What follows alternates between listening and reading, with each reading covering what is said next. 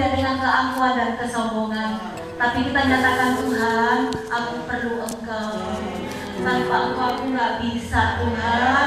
Tanpa Engkau aku nggak ada apa-apanya. Mari kita satukan hati, kita berdoa. Segala puji syukur kami naikkan kepadamu Bapa di sorga. Terima kasih banyak Tuhan, Engkau masih memberi kami kesempatan hari ini untuk berbenah diri, untuk membawa diri kami semakin berkenan di hadapan Tuhan Yesus. Kami perlu Engkau Tuhan, Roh Kudus, kami perlu Engkau Roh Kudus. Kami mengakui keterbatasan kami, kekuatan kami terbatas, kepintaran kami juga terbatas. Kami sangat terbatas. Ampuni kami, layakkan kami Tuhan. Sebentar kami akan masuk dalam hadirat-Mu. Kami akan menyembah, kami akan mengeluh-elukan Engkau, sebab perbuatan-Mu dahsyat dan ajaib atas hidup kami. Dengan apa kami akan membalas kebaikan-Mu Tuhan? Selain bersyukur dan bersyukur, dan kami katakan Tuhan Yesus, Engkau sangat-sangat baik bagi kami. Terima kasih Tuhan, terima kasih. Mari Kau hadir Tuhan, hadirat-Mu Kau nyatakan dalam ibadah kami. Kami mau berjumpa dengan Engkau, kami mau bertemu dalam hadirat-Mu Tuhan. Ini kami Tuhan, ini kami. Ambil alih, wujud pimpinan dari awal, pertengahan sampai akhirnya ibadah ini. Biar Engkau saja yang ditinggikan dan diagungkan. Terima kasih Tuhan.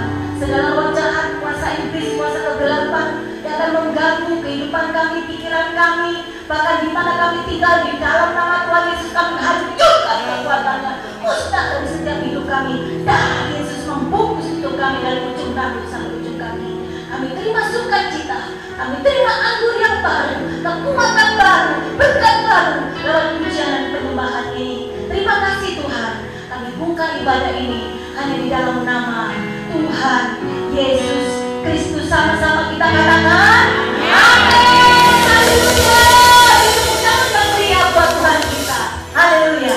Mari bangkit berdiri saudara. Kita katakan tiada berkesudahan kasih setia Tuhan. Amin. Haleluya.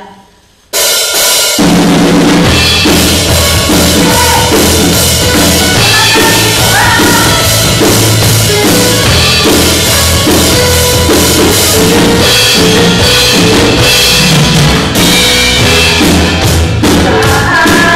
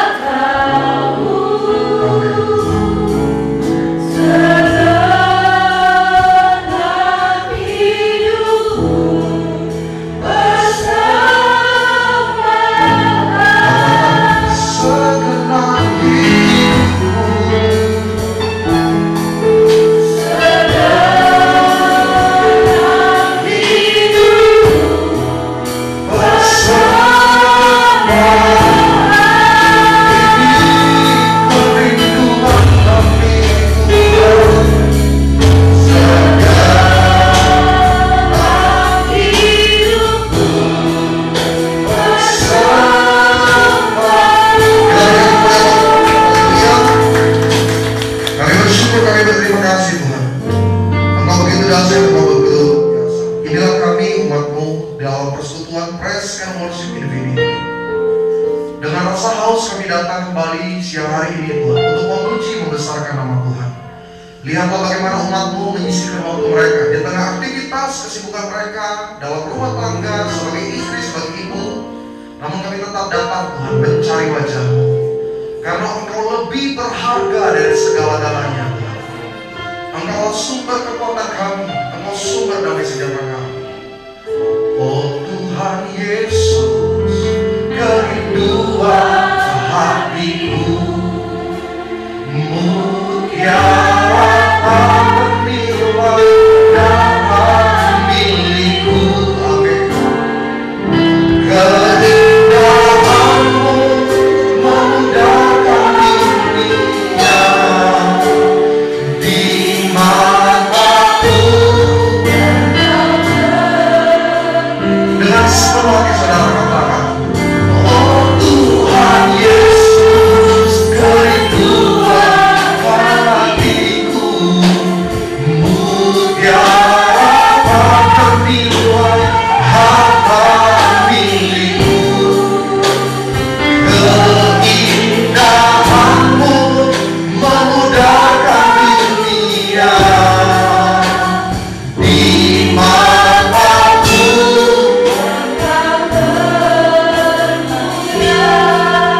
Kalau saudara baca kisah orang-orang yang harus jadi martir, orang-orang yang ada di tempat minoritas, mereka Kristen-Kristen yang diasingkan, tidak ada yang berharga dalam hidup mereka, hanya Yesus yang berharga. Tapi seringkali kita yang hidup di kota, kalau kita nggak diberkati, kita mau bilang di mana Engkau Tuhan. Saudara, lebih dari segalanya, Tuhan yang terbaik dalam hidup saya dan hidup saudara, lebih dari segala-galanya. Maka biarlah kalimat lagu ini sebelum kita dengar firman menjadi bukti betapa besarnya kita merindukan Tuhan kita. Katakan jemaat Tuhan, oh Tuhan Yesus, kerinduan hatiku, mutiara ternilai harta milikku. Oh, keindahan-Mu memudahkan dunia. Katakan di mataku, di mataku Engkau dengan lebih sungguh.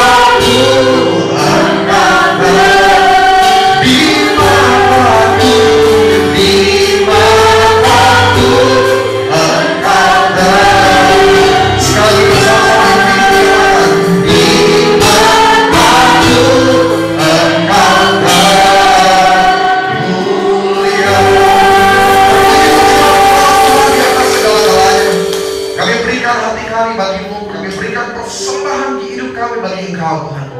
Dan sebentar kami siap dibentuk. Engkau lihat kami yang hadir Tuhan, dimanapun kami duduk, dari yang paling depan sampai yang paling belakang, paling kanan sampai paling kiri, terima berkat dalam nama Yesus. Engkau lihat hati-hati yang tersakiti, mereka yang terlukai, mereka yang mengalami keletihan dalam hidup mereka, mereka sedang menghadapi tantangan, mereka sedang menghadapi beban berat, tapi Kau percaya hari ini menjadi hari kelepasan bagi setiap kami. Di mana hati kami yang bersedih menjadi sukacita, kami yang terikat dilepaskan, yang bersusah dihiburkan, bahkan yang sakit kami terima kesembuhan. Maka hamba doa Tuhan, kuduskan diri hamba-Mu Tuhan. Karena ucapan hamba selalu terbatas, tapi ketika Tuhan berkarya dalam setiap kata dan kalimat, kuasa firman-Mu Tuhan memulihkan hati kami, memberkati setiap kami untuk semakin yakin melangkah bahwa rencana-Mu adalah indah bagi kami. Di dalam nama Bapa, Putra dan Kudus, bersama-sama setiap jemaat Tuhan yang percaya katakan amin. Amin. Haleluya, puji Tuhan. Mari jemaat Tuhan yang berkasih silakan duduk. Untuk tim worship terima kasih, silakan kembali ke tempat. Puji Tuhan, shalom. Selamat siang keluarga besar dari Praise and Worship Infinity. Senang sekali bisa kembali berjumpa pada hari ini untuk dapat membagikan satu bahan pembelajaran dari kebenaran firman Tuhan. Jadi Bapak Ibu yang terkasih, kita masih tetap dalam ibadah tatap wajah dan juga online. Jadi masih digabung, tapi nggak apa-apa. Saya sih rencana mungkin nanti mulai bulan Juli, saya mungkin kalau misalkan memungkinkan rekan-rekan pengerja dari Infinity, saya minta papan tulis ya. Jadi enak gitu, karena ada ibu-ibu yang kirim saya WhatsApp, dia bilang, Pak, kita suka mau catat, tapi terlalu cepat pendeta bicara. Jadi mungkin dia suka ketinggalan. Karena memang sebenarnya mencatat ketika kita dengar, apalagi pengajaran ya, kalau khotbah kita mungkin terbiasa cuma mendengar, tapi mungkin kalau masuk dalam tahapan pembelajaran ada baiknya dicatat. Karena saya percaya nantinya ibu-ibu di tempat ini akan dipercaya juga untuk melayani Tuhan di tempat-tempat lain. Mungkin di tengah keluarga sendiri, di persekutuan sekitar kompleks rumah, atau di persekutuan-persekutuan yang lainnya. Dan saya percaya firman yang kita dengar bisa menjadi juga bahan untuk kita memberkati orang-orang di sekitar kita. Haleluya. Hari ini saya mau bahas satu perkara, satu persoalan. Kalau kemarin saya katakan peranan wanita, saya coba cari artikel yang paling kuat ketika saya lagi melakukan tugas waktu saya strata 2 di STTBI Petamburan. Jadi intinya tugas saya adalah praktek di lapangan. Pada waktu itu saya kebagian melayani orang-orang sakit jiwa. Jadi kita ke dua tempat, satu di Bandung, satu lagi saya layani di dekat Jelambar. Nah, salah satu bagian dari presentasi saya adalah memberikan data secara lapangan. Sebenarnya mana sih yang lebih banyak yang sering terkena atau terdampak gangguan jiwa? Laki-laki atau perempuan? Saya mau tanya dulu sama ibu-ibu di sini. Bu. Menurut ibu-ibu yang paling gampang terkena gangguan jiwa laki-laki atau perempuan? Laki-laki. Oke, polling. Yang setuju lebih dulu kena laki-laki, lebih banyak kena laki-laki siapa? Agak sedikit berharap ya memang ya. Biarin. Sorry, saya lepas masker ya. Saya puji Tuhan kemarin biasa selalu PCR, ngecek semuanya, puji Tuhan dalam kondisi negatif. Saya ada satu cerita unik. Jadi waktu pelayanan, salah satu rekan itu memperlihatkan hasil antigen. Hasilnya itu kan dilihat dari garis, ya kan? Kalau garisnya 1 itu apa? Kalau garisnya 2, jadi dia lagi cerita, dia pakai masker, saya pakai masker, lalu tim musik itu lagi latihan, jadi agak sedikit berisik.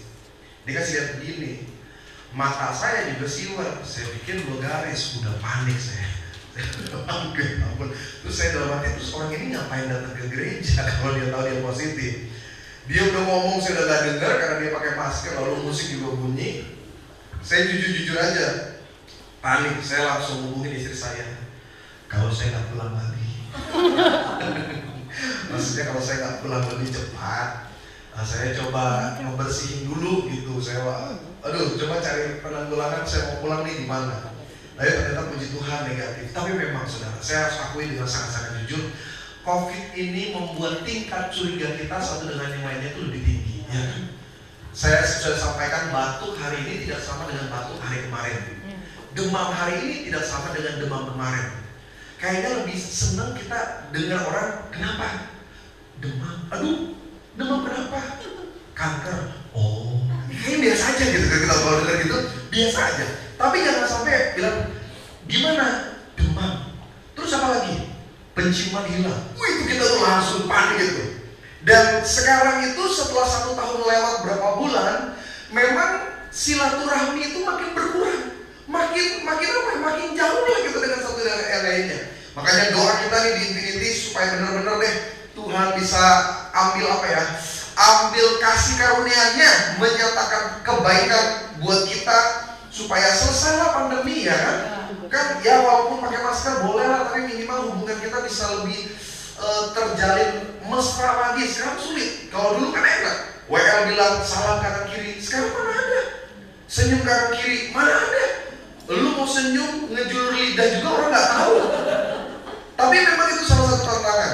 Nah, kembali lagi ke pertanyaan. Menurut saudara, mana yang lebih gampang atau lebih banyak kena gangguan kejiwaan? Laki-laki atau perempuan? Yang setuju laki-laki angkat tangan. 1, 2, 3, 4, 5, 6, 7, 8, 9, 10, 11. Yang setuju perempuan lebih banyak. Oke, saya mau tanya, kenapa saudara lebih banyak memilih bahwa laki-laki lebih mudah terkena gangguan kejiwaan? Kenapa alasannya?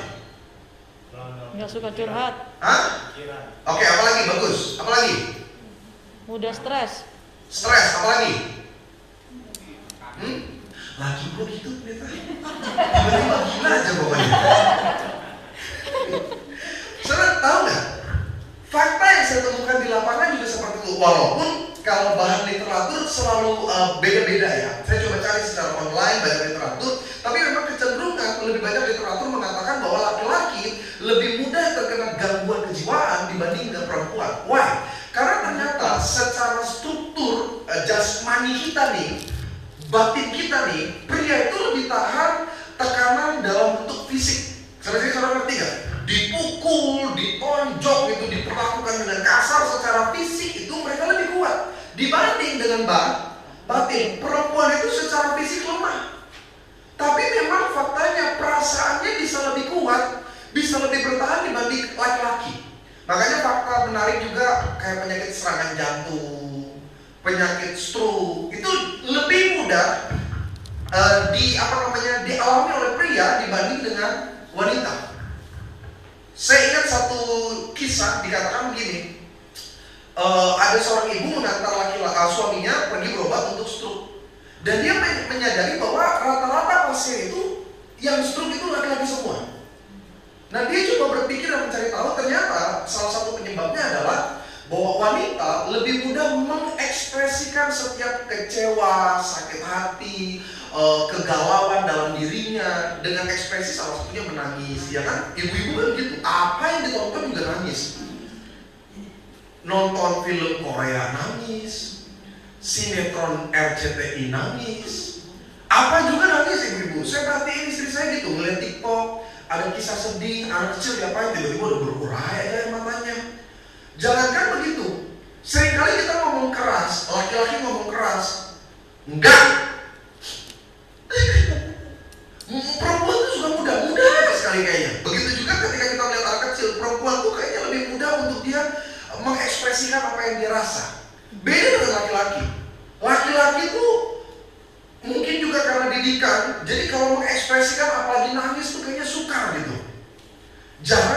Cowok tuh jarang curhat. Kalaupun dia curhat sama temen yang udah bener-bener sahabat banget. Kalau perempuan kan ketemu di tukang sayur aja bisa curhat. Cuma gara-gara sama yang dia beli. Ibu beli apa? Ini rencananya mau masak sayur asem. Ini sama. Iya. Soalnya suamiku suka. Oh gitu ya. Kalau suami ibu kalau masakin sayur asem suka. Kalau suami saya enggak. Udah mulai panjang. Cuma gara-gara sayur asem sama-sama. Kalau pria berbeda. Makanya pria juga terkadang nonton film The Passion aja bisa nggak nangis loh dia. Dia bisa nangis padahal udah penderitaan Yesus udah begitu berat, digambarkan dengan sangat-sangat dramatis. Laki-laki bisa nangis. Karena memang secara tubuh, jiwa, dan roh atau trikotominya, batin yang wanita itu lebih kuat. Makanya mereka cenderung sulit untuk mengalami depresi berat atau gangguan kejiwaan. Lalu apa hubungannya dengan firman atau pengajaran hari ini? Begini saudara, ada banyak ibu-ibu, dia bilang begini, pendeta kenapa ya? Saya lihat ada banyak istri-istri yang diizinkan memiliki keluarga yang menyakiti dirinya. Dan itu gak hanya 1-2 tahun pendeta. Ada istri yang harus mengalami bertahun-tahun. Ada ibu yang harus menerima perlakuan kasar dari mantunya, atau sebaliknya menantu perempuan yang harus menerima perlakuan yang tidak baik dari mertua perempuannya atau mertua lakinya. Dan ini yang saya sebut dengan persoalan yang sering kali tidak kunjung selesai. Sama-sama bilang sama saya, tidak kunjung selesai. Masalah itu kan cuma 2, yang cepat selesai sama yang bertalu-talu yang tidak kunjung selesai. Dan apa yang Alkitab katakan tentang masalah yang tidak selesai? Alkitab gambarkan dengan satu istilah yang terkenal, duri dalam daging. Ini sulit loh saudara.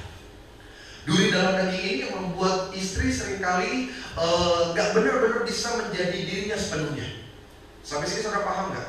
Karena ada rumah tangga yang suaminya tersinggung kalau lihat istrinya berdoa. Jadi istri mau berdoa seperti yang kemarin kita bahas ya, kan saya bahas bagaimana kita berdoa. Kita tuh sulit mengekspresikan doa. Ada ibu-ibu yang kalau curhat sama saya nggak bisa tuh doa sebagaimana saya angkat tangan kayak di gereja. Saya nggak bisa menyembah seperti waktu saya di Infinity karena tekanan dari suami. Dan itu nggak mudah. Dia harus melewati tahapan itu tuh nggak gampang. Ada banyak kita di gereja, kita dengar firman, hamba Tuhan menyampaikan, lalu kita bilang gini, iya ya. Dan rasanya pembelajaran atau firman yang kita dengar tuh pengen kita share sama suami kita. Kita pengen bilang, Pak, tadi tuh hamba Tuhan bilang begini-begini. Emang mah gatel lah mah. Pendeta kayak gitu aja lu dengerin. Kalau saya lah, suami kamu, wah jadi ribet. Padahal maksud kita mau ngomong baik gitu, Pak. Ayo sama-sama berubah, Pak. Ayo sama-sama kita mengalami pembaharuan. Itu tekanan-tekanan. Itu yang saya katakan duri dalam daging. Jadi duri dalam daging itu bukan cuma penyakit yang gak sembuh-sembuh, tapi ada satu kondisi situasional di mana kita nggak pernah benar-benar bisa mengekspresikan diri kita. Ada istri-istri yang harus terpaksa pura-pura bodoh kalau di depan suaminya. Karena kecenderungannya kalau ngomong dia lebih pintar, dia ditekan gitu. Itu udah banyak ibu-ibu yang kayak gitu. Makanya salah satu efeknya ibu-ibu suka ngomong sendiri. Kenapa dia suka ngomong sendiri? Karena dia nggak didengar. Karena kalau dia ngomong, dia dianggap sok tahu. Karena kalau dia ngomong, dia dianggap sok pintar. Karena kalau dia ngomong, dia dianggap menggurui. Dia nggak pernah bisa ekspresikan. Suami kan kalau nggak suka tinggal ngomong aja, makanan lu nggak enak nih. Tapi untuk kita menjelaskan, untuk kita ngomong tuh sulit. Suami kalau dia nggak suka sama kita, enak aja gitu. Kamu gini. Sedangkan kita sebagai istri kayaknya harus nahan-nahan. Nah ini yang saya khawatirkan. Kalau saudara nggak bisa menyelesaikan duri dalam daging, atau saudara nggak memahami kenapa duri dalam daging ini harus ada dalam hidup kita, maka iman kita akan mengalami kelemahan. Dan tema yang kemarin saya sampaikan tentang peranan wanita dalam keluarga Kristen sulit untuk kita praktekkan. Sampai sini saudara paham maksud saya? Nah makanya sama-sama kita belajar 2 Korintus pasal 12, 7 sampai dengan 10. Lihat Alkitab saudara. Saya mau kita benar-benar memahami bagaimana konsep Alkitab akan apa yang Tuhan izinkan kita hadapi. 2 Korintus pasal 12, 7, 8, 9, dan 10. 4 ayat.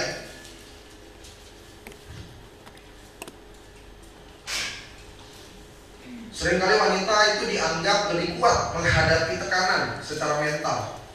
Padahal kalau mereka nggak menyertakan pemahaman secara rohani, disinilah akhirnya ada perempuan-perempuan yang kedukun larinya, atau dia akhirnya curhat, borok keluarga, atau kejelekan-kejelekan dia cuma bisa cerita umbar, dan akhirnya timbul hanya dengan kebencian. Padahal sebenarnya duri dalam daging itu memiliki maksud yang luar biasa kalau kita pelajari. 2 Korintus pasal 12, 7, 8, 9, dan 10 kita baca bergantian. Saya mulai ayat 7, jemaat ayat 8, lalu ayat 10 kita akhiri bersama-sama. Saudara-saudara di sana. Dan supaya aku jangan meninggikan diri karena pernyataan-pernyataan yang luar biasa itu, maka aku Paulus diberi suatu duri dalam daging. Sama-sama bilang sama saya, duri dalam daging. Yaitu seorang utusan iblis yang mengecoh aku. Ini berarti ini suatu duri dalam daging, yaitu seorang utusan iblis yang mengatur aku atau maksudnya membingungkan gitu, supaya aku jangan meninggikan diri. Ayat 8, jemaat. Tentang hal itu, aku sudah 3 kali berseru kepada Tuhan supaya utusan iblis itu mundur daripadaku. Tetapi jawab Tuhan kepadaku, cukuplah kasih karuniaku bagimu, sebab justru dalam kelemahanlah kuasaku menjadi sempurna. Sebab itu terlebih suka aku bermegar atas kelemahanku, supaya kuasa Kristus turun menaungi aku. Bersama-sama apa kata Paulus? Karena itu aku apa? Sama-sama bilang sama saya senang. Sama-sama bilang sama saya rela. Di dalam kelemahan, apa lagi? Di dalam rasa, Apa lagi? dalam kesukaran, Apa lagi? dalam penganiayaan, Apa lagi? dalam kesusahan, Oleh karena Kristus, sebab jika aku lemah. maka aku kuat. Ini Bu yang bikin wanita gak gampang kena gangguan kejiwaan. Justru ketika kita dianggap lemah, dianggap kaum yang nggak bisa nggak bisa berjuang, atau kalau orang bilang tuh kita selalu nomor 2. Alkitab udah bilang ribuan tahun yang lalu, sebab jika aku lemah, apa yang terjadi? Kita kuat. Nah, persoalannya iblis terus taruh pandangan, tapi kan kamu cuma perempuan, kamu kan cuma istri, kamu kan yang nggak cari nafkah, kamu kan cuma ibu rumah tangga. Jadi ada satu pandangan bahwa ya udah, memang posisi saya di bawah. Salah besar. Saudara, ketika ada duri dalam daging, saya kan nggak tahu ya duri dalam daging apa yang kita alami gitu. Duri dalam daging itu banyak sekali modelnya. Ada yang duri dalam dagingnya mertuanya, ada yang duri dalam dagingnya perekonomian dalam rumah tangganya, ada yang duri dalam dagingnya adalah suaminya, ada yang duri dalam dagingnya adalah anaknya, ada yang duri dalam dagingnya adalah Tuhan belum percayakan keturunan. Jadi orang selalu tekan, orang selalu tanya, dia kok begini ya? Ada yang duri dalam dagingnya sakit penyakitnya. Nah, kita punya duri dalam daging masing-masing, di mana persoalan itu seakan-akan kok nggak selesai-selesai gitu. Kayaknya enak bener kita dengar orang kok rumah tangganya dipulihkan. Kayaknya enak bener kita dengar usaha bisnis orang tuh diberkati luar biasa. Kok saya mandek di situ terus ya pendeta? Nah, kita cenderung berpikir dengan cara yang kurang tepat. Karena kita bilang jangan-jangan kutuk, jangan-jangan ada dosa, jangan-jangan ya udah memang takdir saya salah. Ada kalanya memang apa yang belum kita lihat kemenangan itu adalah duri dalam daging. Makanya Paulus menyadari nih, waktu dia mengalami tantangan yang begitu berat dalam pelayanan, dia nggak bilang dia kecewa, dia nggak bilang dia putus asa. Justru dengan jelas dia katakan, karena itu aku senang dan rela. Banyak kita menjalani duri dalam daging itu ya dengan terpaksa. Ya udah pendeta, memang ini jalan hidup saya, salah besar. Duri dalam daging harus kau jalani dengan syukur. Karena sebenarnya kalau kau paham rencana Tuhan itu dahsyat dan luar biasa bagi setiap kita. Nah, ada beberapa hal yang saya mau tekankan. Bagaimana kita bisa terus menjalani hidup sekalipun kita terbalut oleh duri di dalam daging. Duri dalam daging itu gambarannya sesuatu yang menyakitkan tapi sulit untuk kita sembuhkan. Kira-kira jawabannya seperti itu. Jadi kalau saudara baca secara teologi, enak nih kalau ada papan tulis. Jadi Paulus itu ditafsirkan duri dalam daging itu dalam 3 hal. Yang pertama, duri dalam daging adalah tantangan, kesulitan dalam pelayanan. Karena dia pernah jelaskan di beberapa suratnya, dia dilempari batu, dia ditangkap di penjara, itu duri dalam daging. Seakan-akan orang mau bilang kalau Paulus mengalami pergumulan yang hebat saat melayani. Tapi juga ada yang menafsirkan bahwa duri dalam daging Paulus adalah musuh dalam selimut. Saudara ngerti gak konsep musuh dalam selimut? Jadi ada teman yang dianggap teman, yang dianggap rekan dari Paulus, tapi ternyata dia adalah pengkhianat. Sampai sini saudara paham maksud saya? Tapi ada satu tafsiran yang saya paling suka. Paulus ini dia punya sakit mata. Jadi kalau saya pernah jelaskan beberapa waktu yang lalu, Paulus ini dia punya sakit mata. Pokoknya proses setelah dia berjumpa dengan Yesus. Jadi memang dia bisa kembali melihat, tapi Alkitab nggak merincikan apa yang dialami selanjutnya. Nah, hanya tersurat dari beberapa tulisannya. Paulus pernah bilang begini, engkau begitu murah hati kepadaku, bahkan kalau bisa engkau memberikan matamu. Jadi ada beberapa indikasi Paulus itu memiliki penyakit mata. Saya pernah tulis bahasa Latinnya, tapi kali ini dalam catatan saya nggak tulis. Saya takut ngomong saya salah penyebutannya. Tapi intinya seakan-akan ada sebuah dilema. Karena dalam perjalanan pelayanan Paulus, mujizat kesembuhan itu terjadi. Tapi dia juga gak mengalami kesembuhan, itu kan persoalan. Ingat gak berapa minggu lalu saya pernah ceritakan rekan pelayanan saya, hamba Tuhan. Dia belum punya keturunan. Dia orang Medan, orang Tapanuli, orang Batak. Soalnya ngerti maksud saya. Ada satu tekanan di mana dalam etnis ini yang kalau bisa punya keturunan. Bahkan seringkali kalau dia sudah punya anak laki-laki baru dianggap punya keturunan. Anak. Nah, dia hamba Tuhan, dia melayani Tuhan full heart gitu, suami istri, dan dia nggak punya anak bukan cuma setahun 2 tahun, lebih. Sampai akhirnya Tuhan kasih keturunan di tahun yang ke-10 pernikahan mereka. Dan kayak imagine bagaimana 10 tahun dia berjalan. Saya percaya ada orang yang akan bilang, gue pengen minta doain tuh sama pendeta itu. Gue doain apa? Supaya punya keturunan. Ih, itu kan pendetanya gak ada keturunannya tuh. Belum tekanan dari keluarga, katanya pendeta. Tapi kok mana? Tuhan aja gak kasih mujizat. Ada hal-hal yang seperti itu terjadi dalam hidup kita. Ada hal-hal di mana orang bilang, kami ikut-ikut Infinity, tapi kok keluarga kamu berantakan.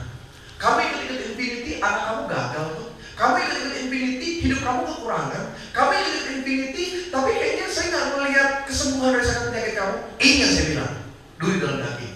Ada hal di mana kita harus menjalaninya, bukan dengan kesedihan, bukan dengan penyesalan, tapi karena kita percaya rancangannya bukan kecelakaan, rancangannya damai sejahtera. Jadi ibu-ibu dari Infinity ini harus up. Kemarin ada pendeta tanya sama saya, ternyata dia lihat YouTube Infinity, terus dia telepon saya, Bi, emang di situ isinya ibu-ibu semua? Mungkin dia dengar sekalimat ibu-ibu terus saya ngomong. Iya sih. Iya, saya bilang iya. Begitu, ada bapak-bapak, ada juga bapak-bapak. Tapi dominannya perempuan. Karena memang setahu saya dulu awalnya Infinity terbentuk itu komunitas kecil, ibu-ibu yang mencintai Tuhan, lalu mulai doa sampai akhirnya Tuhan buka jalan, terbentuklah Infinity. Jadi memang penekanan dan pengajaran yang saya berikan lebih condong kepada wanita-wanita. Nah, ada beberapa poin Bu, bagaimana kita harus bersikap sebagai orang percaya, sebagai ibu, sebagai istri, sebagai seorang pelayan Tuhan dalam menghadapi duri dalam daging. Yang pertama Roma 12 ayat kedua, lihat kita saudara. Roma pasal 12 ayat kedua. Yang bisa buka aplikasi Alkitab, bantu saya baca 1, 2, iya. Janganlah kamu menjadi serupa dengan dunia ini. Lanjut apa? Tetapi berbuatlah oleh pembaharuan budimu sehingga kamu dapat membedakan apa katanya? Mana kehendak Allah, apa yang baik, yang berkenan kepada Allah dan iya. Saudara, ada pemahaman yang salah. Ada pemahaman yang salah di mana orang Kristen berpikir kalau ini dari Tuhan semuanya lancar, kalau ini dari Tuhan semuanya enak, kalau ini dari Tuhan semuanya mudah. Saudara pernah dengar kan kalimat itu? Oh, kalau ini dari Tuhan, puji Tuhan deh Pak Pendeta, ini kayaknya dari Tuhan, semuanya dilancarkan. Saya amin begitu. Tapi ketika engkau melewati level kedewasaan dalam pengiringan Tuhan, engkau akan menyadari sometimes dalam rencana Tuhan itu ada hal yang menyakitkan. Ada masa-masa sukar, ada kesulitan, ada tekanan, ada keadaan di mana kita pikir ini beneran gak sih dari Tuhan? Tapi kalau kita sudah dewasa rohani, hal-hal yang menyakitkan dan menekan kita itu kita menyadari, ini Tuhan sedang menuntun saya nih, Tuhan sedang memurnikan saya nih, Tuhan sedang mendewasakan. Jadi ketika kita menghadapi duri dalam daging, yang pertama yang harus ada dalam paradigma saudara, Tuhan sedang mendewasakan. Sama-sama bilang sama saya, mendewasakan. Bu, kalau ibu lihat hidup ibu hari ini dengan beberapa tahun yang lalu, ibu akan menyadari bahwa masalah-masalah kemarin itu membuat kita lebih lebih bijak lagi. Contoh, lebih susah merawat anak pertama atau merawat anak kedua? Kalau pertama, semuanya kayaknya harus sempurna gitu kan. Jam makannya, porsi makannya dijaga banget. Dia nggak pup aja sesuai jamnya, bisa panik ibu-ibu. Enak ya. Dia melakukan GTM, gerakan tutup mulut. Ibu-ibu bisa panik gitu. Saya makan, aduh gimana ya dong makan-makan, cari artikel, dibaca terus ya kan. Dia malam-malam terbangun, cari artikel. Pokoknya apapun yang terjadi dalam pertama, ini gampang bingung, ini kenapa banyak orang. Tapi setelah melewati anak pertama dan dapat anak kedua, lebih preman. Saya lihat istri saya pun gitu. Awal pertama, anak pertama tuh, pokoknya perfect, sempurna, nilai 100. Dari pengaturan jam makan, jam tidur, pokoknya cara mandinya, tetek bengek, pokoknya diatur. Anak saya pup berubah warna sedikit, kan namanya pup kan gak selalu sama warnanya. Emang lagi menggambar ya kan? Suka-suka. Terkadang pengaruh dari konsumsi makanan dan lain sebagainya. Itu dia bisa berbeda. Dia cari artikel, dia telepon dokter, tetek bengek, demam, waduh istri saya mulai cari tahu nih gejalanya gimana, ciri-cirinya. Anak kedua, santai. Karena dia sudah melewati masa-masa berat ini. Saya sendiri sudah ngerti sama saya. Kalau kita lihat hari ini dengan kemarin-kemarin dalam keributan rumah tangga, dulu mah rasanya kalau ribut cerai aja. Kalau ribut pengennya pulangkan saja aku pada ibu. Karena waktu awal kita masih bingung, kita masih meraba-raba kenapa sih? Tapi setelah kita mulai menjalani tantangan demi tantangan, kita tuh lebih dewasa.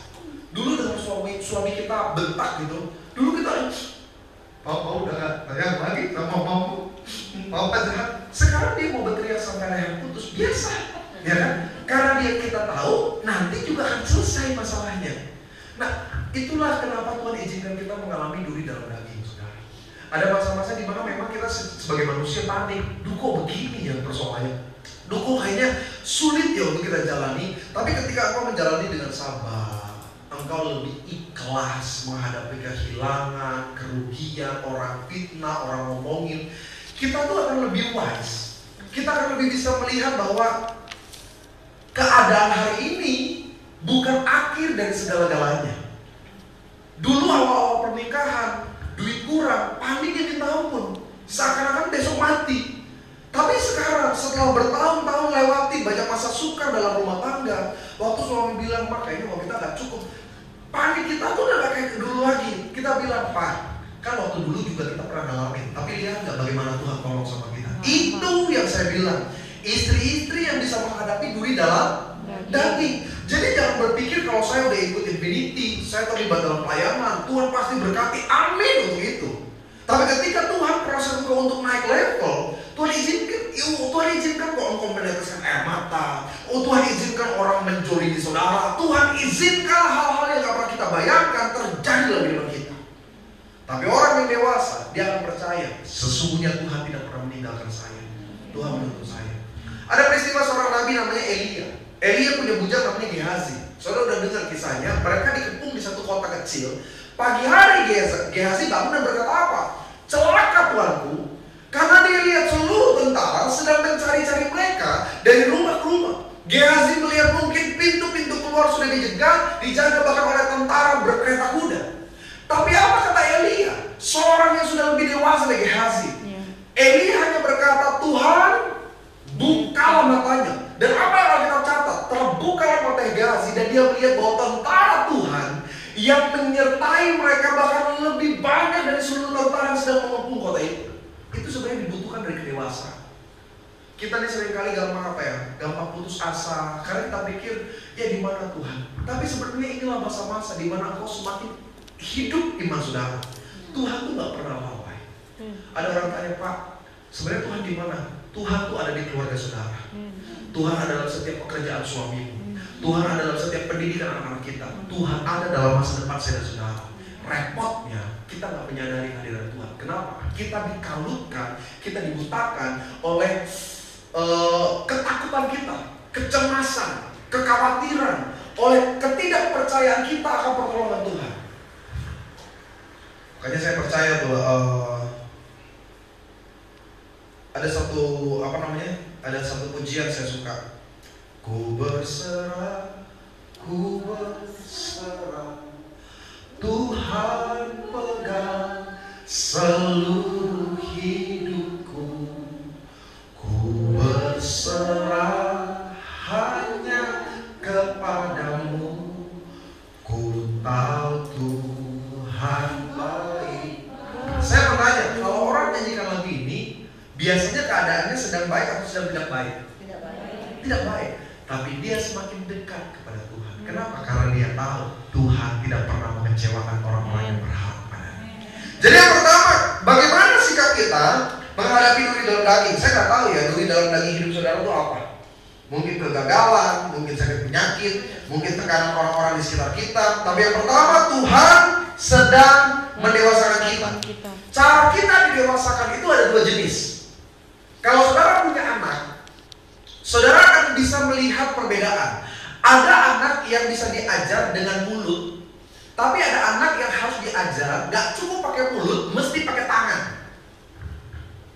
Kalau anak dikasih tahu pakai mulut enak, itu sama seperti orang Kristen ke gereja, dengar firman, dengar kesaksian, dengar pengajaran, ada teguran, dia bilang, iya ya, wah saya harus berubah, wah saya harus bertobat. Tapi ada orang kalau gereja, kalau dia dengar kata-kata keras, teguran, itu gak pernah buat dia.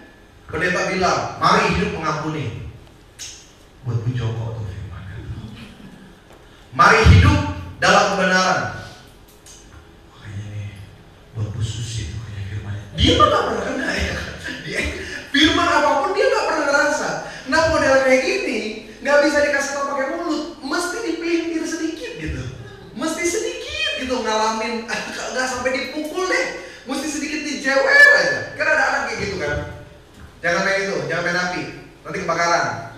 Iya mah, iya pak, selesai ya, matiin koreknya. Ada anak yang jangan main api. Kenapa? Kita suka. Oh, oh kita mau lapangan ya. Iya ada anak itu mesti dipukul dulu. Nah saya khawatir saudara. Kenapa sih duri dalam daging itu terjadi dalam kehidupan kita? Jangan-jangan karena memang kita sulit ditegur gitu sama Tuhan. Tuhan mau ngedewasain, Tuhan mau bikin engkau naik level, Tuhan mau kasih berkat yang jauh lebih luar biasa. Tapi kapasitas kita masih kecil terus. Nah Tuhan udah ajak, Tuhan udah didik, Tuhan udah tegur. Nah kitanya nggak bisa ngerti-ngerti. Disinilah tinggal dua hal, engkau mandek mati di tempat, atau mengalami perubahan. Tapi seringkali orang harus dicubit dulu gitu loh. Orang harus benar-benar ngerasain dulu susah. Saya ingat waktu saya pelayanan di gereja lama, ada satu konsep yang gak mudah diterima oleh banyak orang Kristen. Itu hal tentang minyak urapan.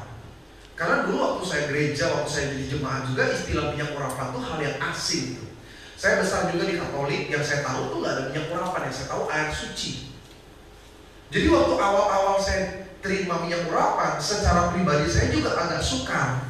Tapi saya bukan anak yang harus dicubit dulu baru bisa memahami. Saya memahami minyak urapan, saya pakai sampai akhirnya saya melayani. Dan apa yang saya terima, berkat apa yang saya rasakan, saya juga share, saya bawa, saya bagikan ke jemaat Tuhan. Ada jemaat yang walaupun dia gak pernah dengar minyak urapan, dia bisa langsung terima, dia harus beriman. Tapi ada yang modelnya debat dulu.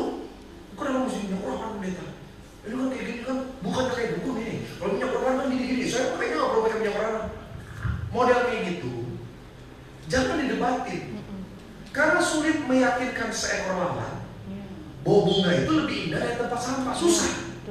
Saudara ngomong apapun kepada lalat untuk datang ke bunga, gak bisa. Dia pasti balik ke tempat sampah. Model orang yang sulit diajak ngomong, diemin aja. Tunggu sampai sakit.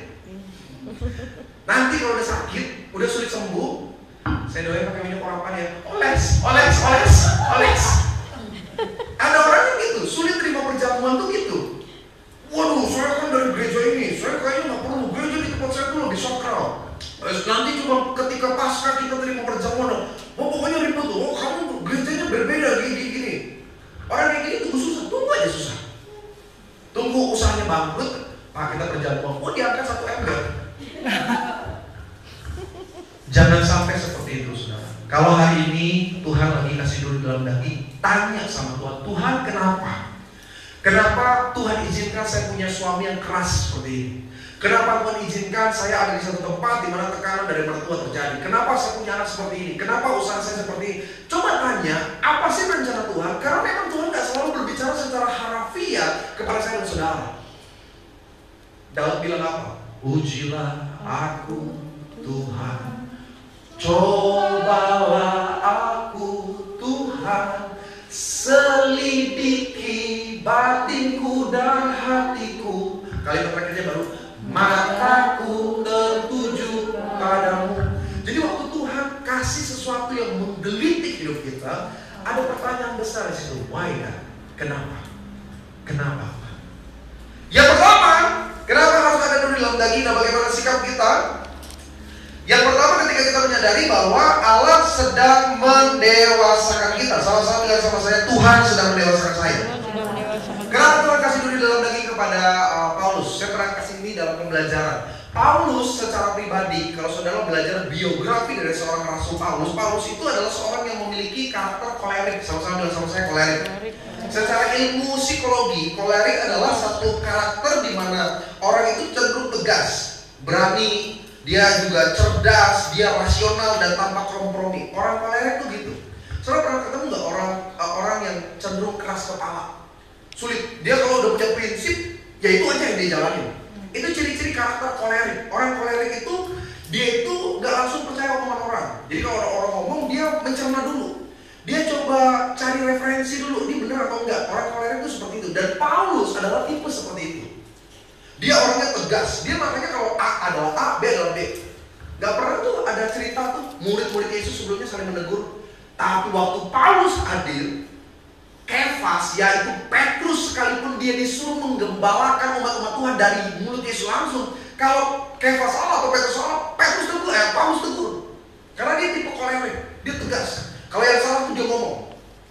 Kalau kita orang Indonesia sulit, karena kita agak ketimur-timuran. Udah salah, ya udah gak apa-apa.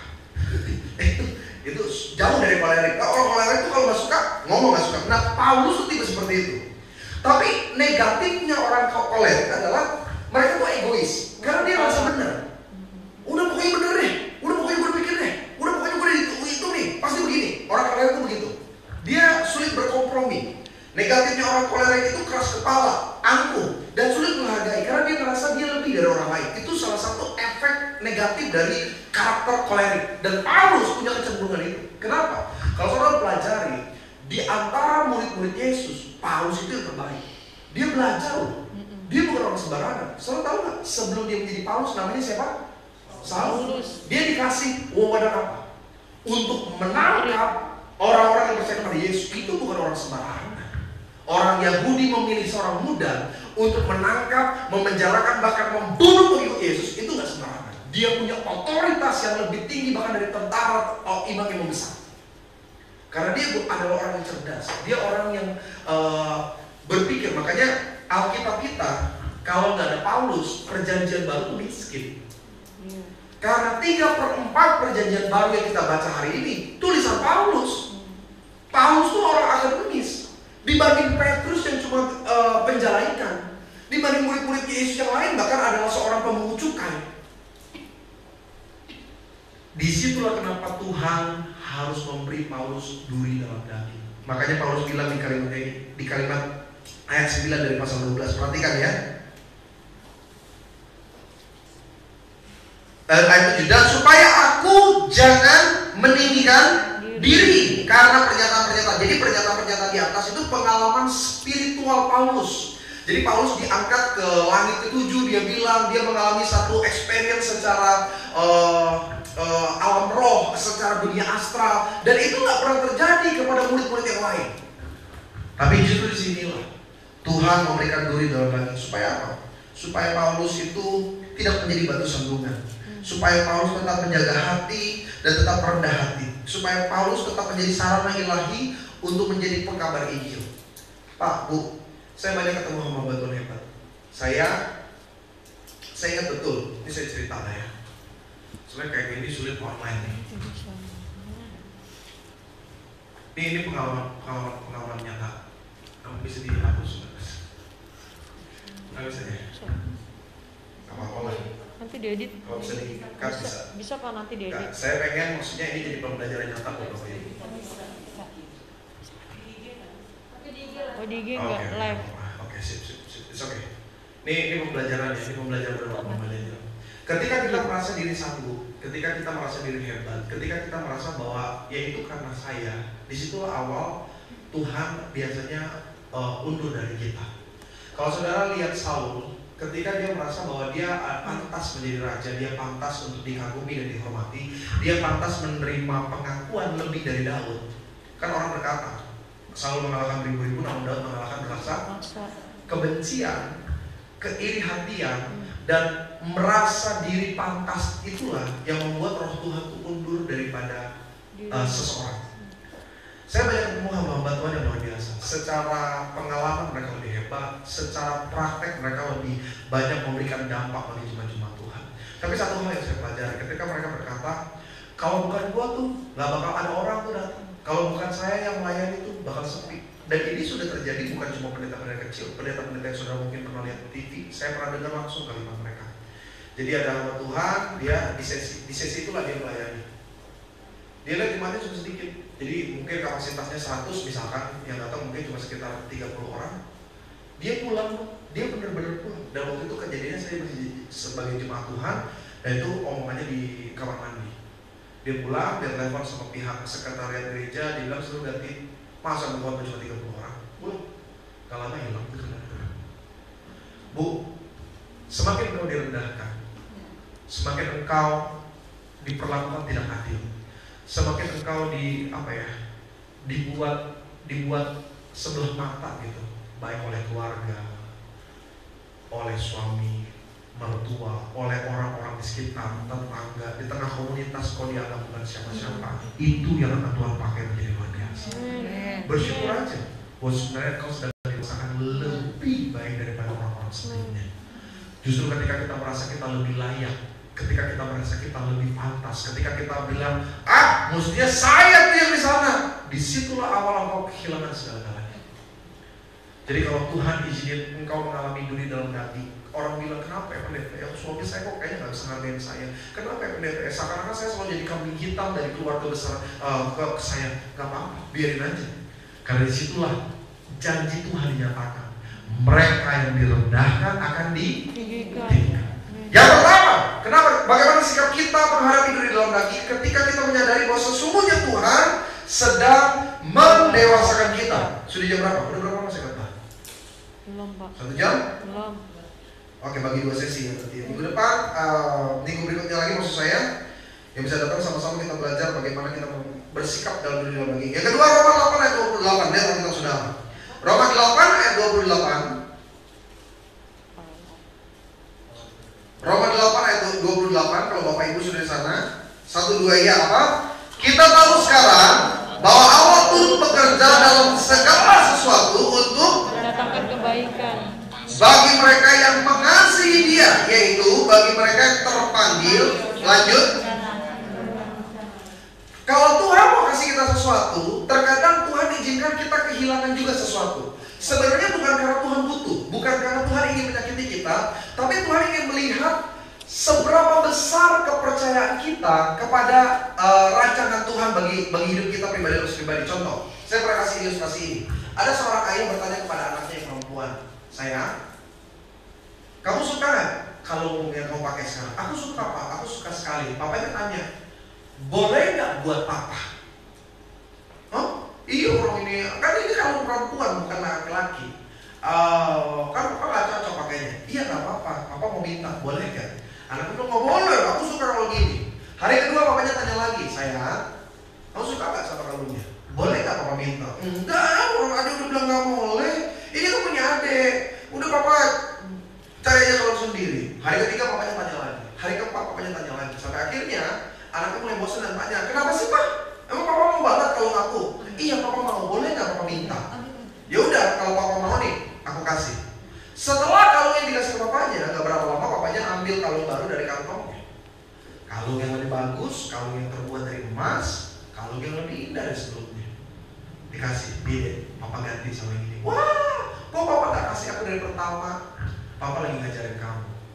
Terkadang ada hal-hal yang buat kita berharga diambil dari kita, tapi sebenarnya ada hal yang jauh lebih indah akan diberikan kepada kita. Dan seringkali cara Tuhan bekerja tuh gitu. Kenapa sih orang mau sukses gagal dulu? Kenapa sih orang mau jaya gitu dipermalukan dulu? Kenapa sih orang yang dipakai Tuhan luar biasa harus direndahkan dulu? Ya ini masa-masa sukarnya. Kemarin saya pelayanan di Banten Gebang. Ulang tahun satu ibu, kita keluarga kecil, jadi dia datang dari luar kota. Saya kasih dia kesaksian bagaimana usianya udah bertambah, bagaimana proses dan kebaikan Tuhan. Saudara tahu nggak? Dia bilang selama 4 tahun dia nggak bisa move on dari meninggalnya suaminya. Jadi suaminya dipanggil Tuhan, itu di pangkuan dia juga. Jadi suaminya senyum takir, pokoknya dia cerita bukan karena sakit berat dan lain sebagainya. Gak berapa lama meninggal. Itu menjadi kehilangan yang besar karena itu cinta pertamanya. Dia sayang betul sama suaminya. Suaminya sangat baik, suaminya luar biasa, dan kayaknya belum ada persiapan gitu untuk suaminya meninggalkan dia dengan 2 anaknya. Pada waktu itu anaknya mungkin masih sekolah gitu. Dia bingung sebagai istri. Dia bahkan berhenti berdoa. Dia bilang, saya mulai nggak percaya sama Tuhan lagi. Kenapa Tuhan lagi yang berharga bagi saya? Dan ketika dia bersaksi, dia mulai bilang 4 tahun dia lewati, dia bahkan udah gak ada komunikasi secara rohani kepada Tuhan. Dia berhenti berdoa, dia gak lagi ikut ibadah. Sampai akhirnya dia mulai menyadari bahwa keadaannya jauh lebih sukses bahkan sebelum suaminya meninggal. Saudara ngerti gak maksud saya?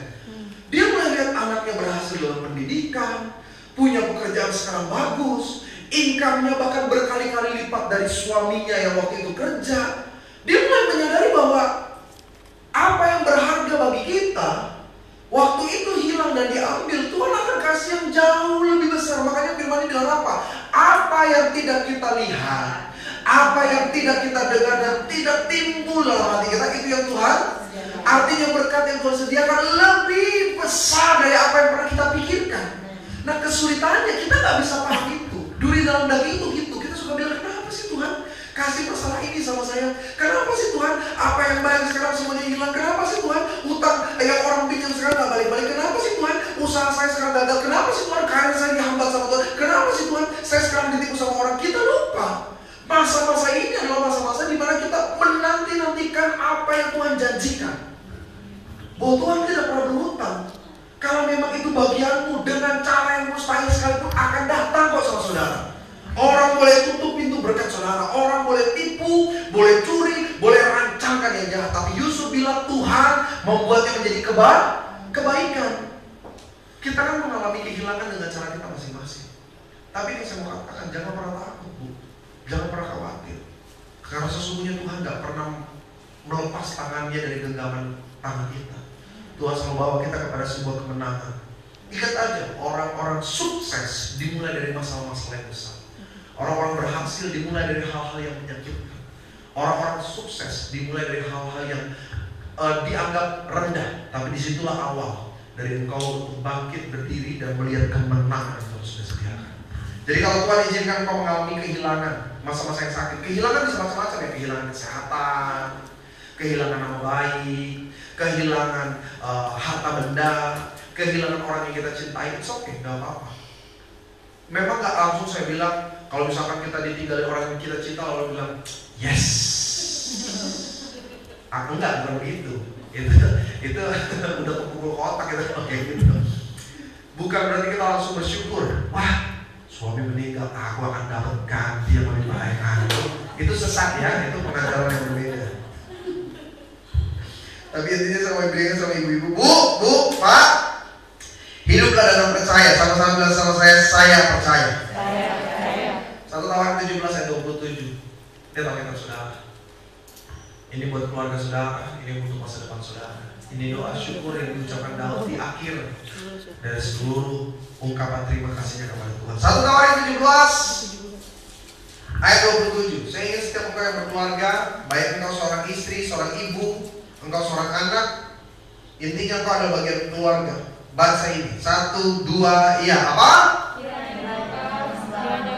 Memberkati, terus supaya ada di hadapanmu untuk selama-lamanya. kalimat terakhir, karena sebab apa yang memberkati ya Tuhan diberkati itu selama-lamanya. sama-sama dan sama saya diberkati selama-lamanya. Selama-lamanya. Seburuk apapun dari dalam daging kau alami, percayalah, selalu ada kemenangan yang Tuhan janjikan. Kita berikan kemuliaan bagi Allah kita, haleluya. Tutup Alkitab saudara, beresin catatan. Saya undang tim worship boleh maju ke depan. Minggu depan kita belajar lagi sikap kita ketika kita menghadapi duri dalam daging, haleluya.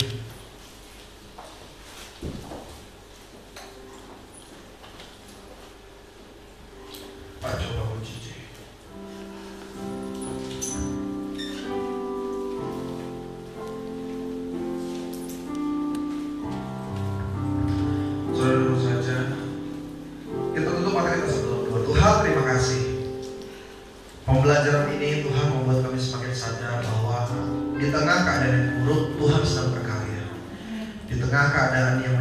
mengatakan sebenarnya Tuhan tidak pernah meninggalkan kami. Engkau ada Tuhan. Kami tetap yakin seperti Engkau menyertai Musa. Mereka dikejar oleh tentara Firaun dan di hadapan mereka adalah laut merah yang tidak mungkin terseberangi.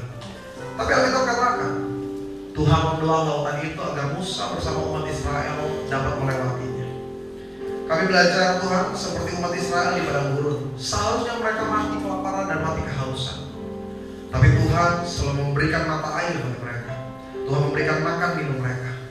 Dan kami percaya Tuhan yang sama yang menyertai Musa, Tuhan yang sama yang menyertai keluarga kami. Tuhan yang sama yang menyediakan mata air bagi umat Israel. Tuhan yang sama yang menyediakan berkat-berkat bagi kehidupan kami. Terima kasih Tuhan, terima kasih. Kami bersyukur buat firman yang kami dengar pada siang hari ini. Kau bukakan jalan di lautan. Katakan mata air padamu. Mata air di padang gurun. Dengan iman ucapkan kalimat ini. Tiada yang suka di matamu. Ku serahkan hidupku. Ku serahkan hidupku pada. Setelah dari awal katakan kau bukakan. Kau bukakan jalan di lautan. Amin. Mata air di padang gurun. Air di padang gurun. Tiada yang suka di matamu. Katakan ku serahkan hidupku. Ku serahkan hidupku padamu. Jemaat Infinity ucapkan. Ku berserah. Amin. Sesuai apapun Tuhan pegang seluruh hidupku. Oh, ku berserah hanya kepadamu. Ku tahu Tuhan baik bagiku. Jemaat Tuhan saya katakan. Ku berserah. Dengar seruan kami. Oh Tuhan pegang seluruh hidup. Apakah ku berserah? Ku berserah hanya kepadamu. Ku tahu Tuhan baik. Kita berikan tepuk tangan bagi Tuhan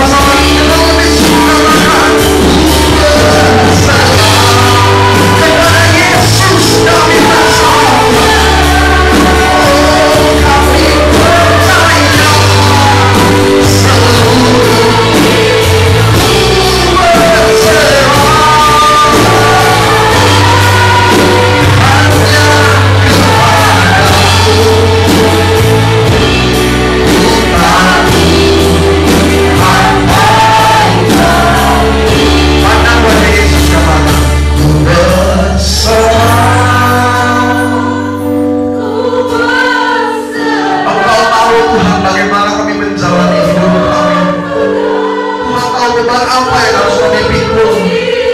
Tuhan tahu sakit seperti apa yang kami rasakan. Ku berserah hanya kepadamu. Katakan, ku tahu Tuhan baik bagiku.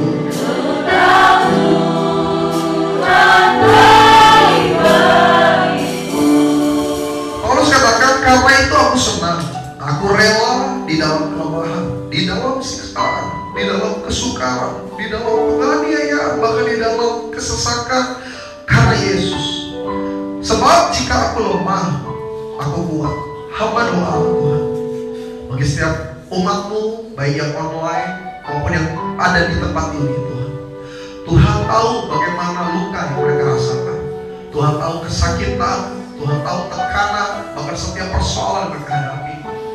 Tapi ini kalimat kami Tuhan, sebagai orang Kristen yang lebih dewasa. Kami tidak berkata tolong, karena kami tahu pertolongan itu pasti. Kami tidak berkata di mana Engkau Tuhan, karena kami tahu Engkau menggandeng tangan kami. Siang ini kami katakan, Tuhan, kami berserah Tuhan. Kami berserah dengan segala kelemahan kami. Kami berserah dengan segala kekurangan kami. Kami berserah Tuhan, sekalipun kami tidak melihat pintu jalan keluar. Kami melihat tebing di depan kami Tuhan, tapi kami percaya Engkau Allah yang tidak pernah mengecewakan. Kami katakan, ku berserah, ku berserah. Tuhan pegang seluruh hidup. Katakan, ku berserah hanya kepadamu. Katakan, ku tahu Tuhan, ku tahu Tuhan baik-baik. Siang hari ini di tempat di mana saudara berdiri, kita mau berdoa, saudara. Berdoa buat kehidupan pribadi, buat tekanan yang kau jalani. Tidak perlu orang kanan kiri dengar, hanya Engkau dan Tuhan. Katakan, Tuhan, pegang tanganku, pegang suamiku, pegang anak-anakku, pegang ekonomiku Tuhan, pegang sakit penyakitku, pegang setiap masalahku Tuhan. Tuntun kami Tuhan melewati laut merah yang besar ini. Bukakan jalan Tuhan, pegang tangan kami Tuhan. Tuntun kami ke mata air-Mu yang menyegarkan kami. Tuhan, hapus air mata kami dan ganti dengan sukacita. Hapus kesedihan kami Tuhan. Hapus setiap rasa yang menyakitkan di hati kami. Kami percaya Engkau ada bagi kami Tuhan. Terima kasih Tuhan. Terima kasih untuk hari ini. Terima kasih Tuhan untuk firman-Mu yang menuntun kami. Hamba doa Tuhan bagi kami yang hadir maupun yang via streaming, balut hati mereka. Mereka adalah wanita-wanita yang seringkali tersakiti, mereka yang direndahkan, mereka yang selalu dipersalahkan, mereka yang diperlakukan dengan tidak adil. Hari ini Tuhan, dengar seruan mereka Tuhan. Seperti wanita pendarahan itu yang berkata, asal ku jamah saja jubah Yesus, aku sembuh. Dan hari ini Tuhan, lihat seruan mereka Tuhan, lihat hati mereka Tuhan, lihat air mata yang menetes dalam hidup mereka. Dan bila jamahan itu terjadi Tuhan,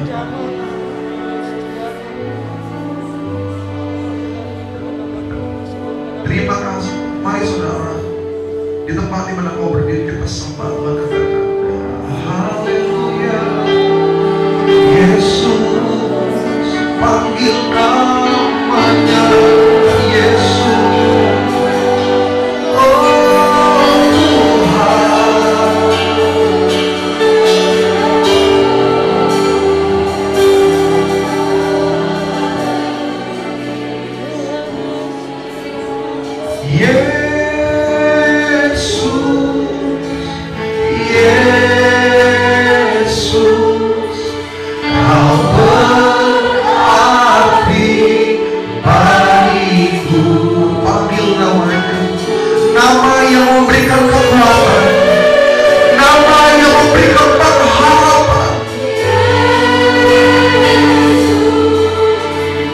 Serta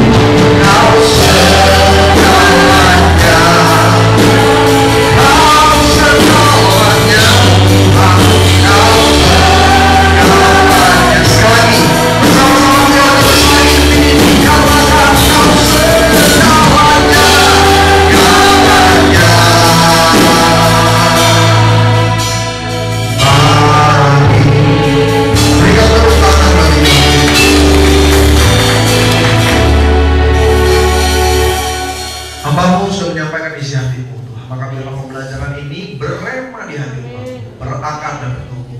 Pulang dari tempat ini ada kekuatan, ada pengharapan, ada keyakinan. Hidup kami berharga di mata Tuhan. Terima kasih Tuhan. Dan biarlah apa yang sudah didengar berakar, bertumbuh, berbuah di dalam nama Bapa, Putra dan Kudus. Bersama-sama jemaat kita katakan amin. Haleluya, puji Tuhan. Mari kita persiapkan tubuh dan darah Kristus karena kita masuk di dalam perjamuan kudus.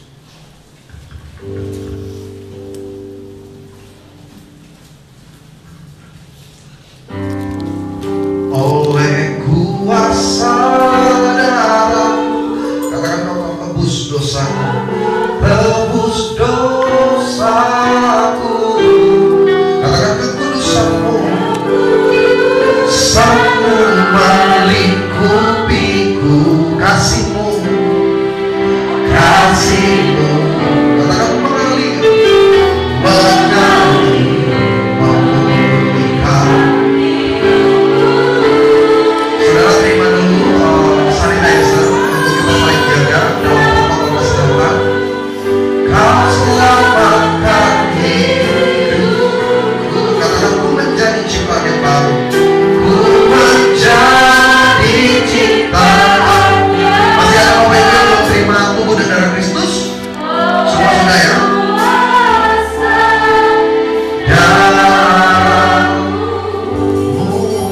Puji Tuhan. Kita mau angkat roti tinggi di atas kepala. Tapi spesial untuk hari ini, nanti sebelum saudara menerima tubuh Kristus, saudara bisa baca nanti sebelum kita makan, setelah kita selesai doa. Mungkin ayat ini akan menjadi jawaban bagi hidup kita. Mungkin akan menjadi kekuatan. Sama-sama kita akan tinggi di atas kepala. Siapkan hati saudara, dan apapun yang kau perkatakan, perkatakanlah dengan iman. Bukan hanya sekedar mengulang kalimat saya, tapi ucapkanlah dengan yakin. Firman yang mengingatkan, orang bimbang jangan berharap sesuatu yang baik, maka perkatakanlah dengan percaya. Siapkan hati. Bersama dengan saya dalam nama Tuhan Yesus Kristus, inilah roti yang turun dari sorga. Inilah tubuh Tuhan Yesus yang tergantung di atas kayu salib. Yang pertama, yang memberi kami kekuatan, yang memberikan kami perhimpunan, yang memberikan kami penebusan dari dosa, pelanggaran dan kesalahan kami. Karena itu kami berjanji hidup dalam pertobatan, menolak dosa, menolak setan-setan dan perbuatannya, sehingga hidupku dipulihkan, hidup menjadi warga kerajaan sorga. Tubuh Kristus yang tertombak, tertikam di atas kayu salib dalam nama Yesus, agar keluargaku dipulihkan, hubunganku dengan pasanganku, dengan anak-anakku, dengan orang tuaku, dengan kakak adikku, dengan orang-orang sekitarku. Kami percaya keluargaku berkumpul di bumi, pasti berkumpul di sorga. Inilah roti yang turun dari sorga, inilah tubuh Tuhan Yesus Kristus. Mari kita makan dalam tubuh Tuhan Yesus. Amin. Diberkati Yesus. Saudara bisa baca lebih dahulu, mungkin ayat ini menjadi kekuatan.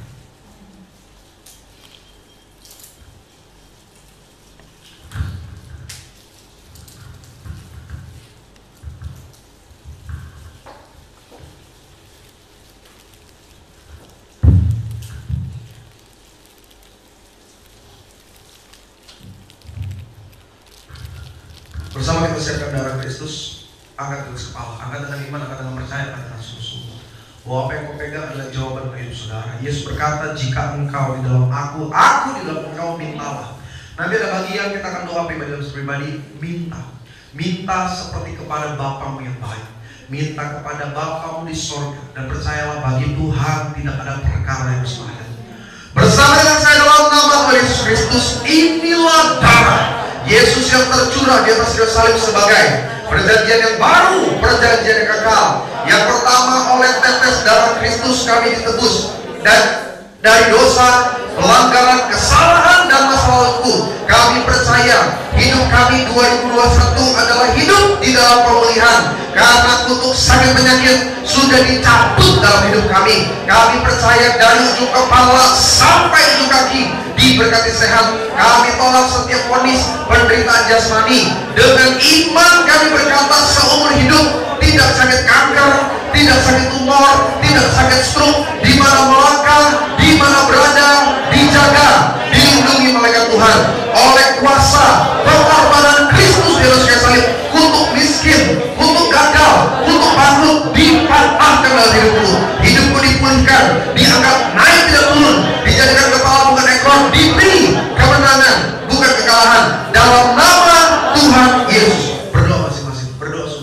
minta sama Tuhan. Karena Yesus berkata, jika engkau di dalam aku di dalam engkau, mintalah. Tuhan, dengar setiap seruan mereka, dengar permintaan mereka. Engkau Allah yang begitu murah hati.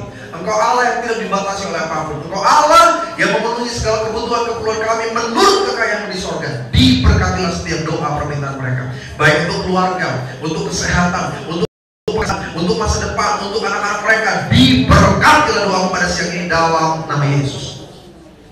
Bersama dengan saya dalam nama Tuhan Yesus Kristus, Tuhan yang mengajar perjamuan ini kuasanya lebih dari roti mana. Dengan perjamuan kudus kami diangkat naik tidak turun, dijadikan kepala bukan ekor, diberikan kemenangan bukan kekalahan. 2021, apa yang kupegang, apa yang kukerjakan, Allah buat berhasil dalam hidupku. Dalam nama Tuhan Yesus, inilah darah Tuhan Yesus Kristus. Mari kita minum darah Tuhan Yesus. Diberkati dalam nama Yesus.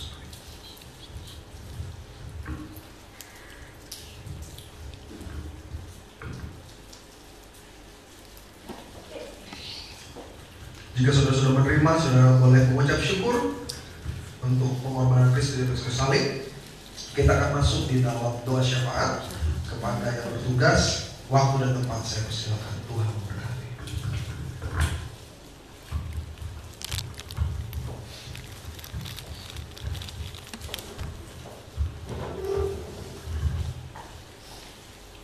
Silakan duduk, saudara. Mari kita bersatu dalam doa. Bapa di dalam surga, kami mengucap syukur Tuhan, kami berterima kasih karena pada saat hari ini Tuhan kami boleh ada itu karena anugerah yang Tuhan berikan kepada kami. Kebaikan Tuhan luar biasa dalam kehidupan kami. Terima kasih Tuhan, terima kasih. Terima kasih untuk ibadah hari ini Tuhan. Terima kasih untuk kebenaran firman yang telah disampaikan oleh hamba-Mu Bapak Yebi. Terima kasih Tuhan biarlah menjadi rema bagi kehidupan kami, berakar, bertumbuh. Tuhan, biarlah firman itu dapat kami renungkan siang dan malam Bapak.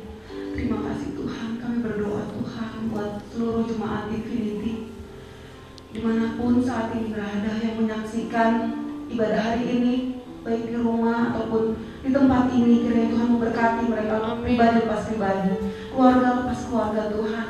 Tuhan yang sakit Tuhan sembuhkan, yang berbeban berat Tuhan beri kelegaan. Setiap pergumulan mereka Tuhan jawab setiap pergumulan hidup mereka Tuhan. Kami percaya Tuhan ada kuasa-Mu Tuhan nyata dalam kehidupan kami masing-masing. Terima kasih Tuhan Yesus. Kami juga berdoa Tuhan buat Ibu Agnes dan Bapak Ari yang menyediakan tempat ini Bapak. Berkati tempat ini Tuhan dari timur, barat, utara, selatan, biar tempat ini aman dari segala virus-virus Bapak. Kami percaya Tuhan sterilkan setiap tempat ini Bapak.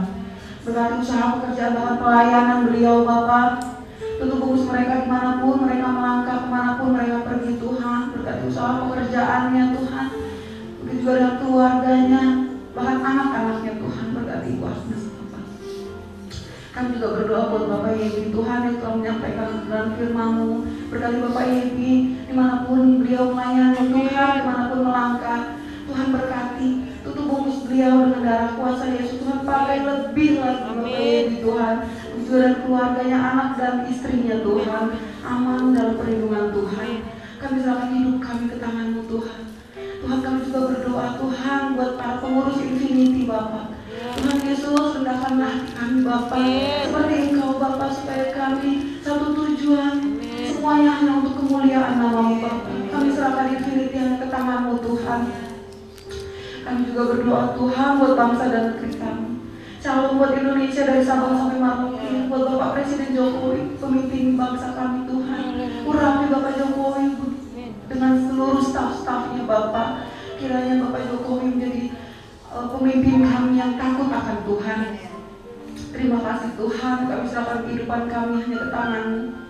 Tuhan Yesus, berkati setiap jemaat, ibu-ibu Tuhan di Infinity, jangan menjadi ibu yang bijak dan kuat. Berkati kami Tuhan sehingga membawa dampak bagi setiap keluarga kami masing-masing.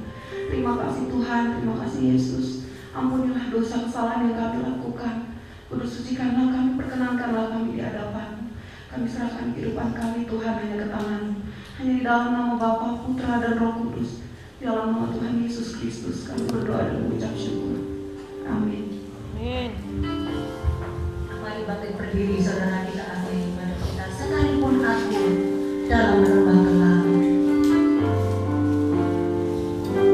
Sekalipun aku dalam lembah gelap, ku tak takut sebab Kau besertaku.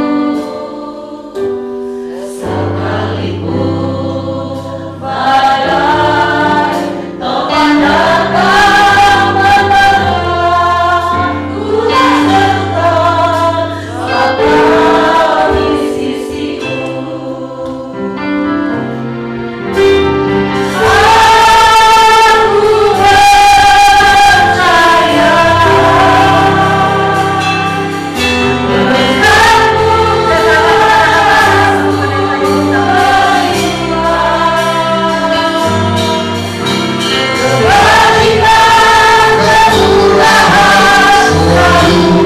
Mengikutiku dalam kupuji, ku sembah. Dia berikan kata-kata aku percaya.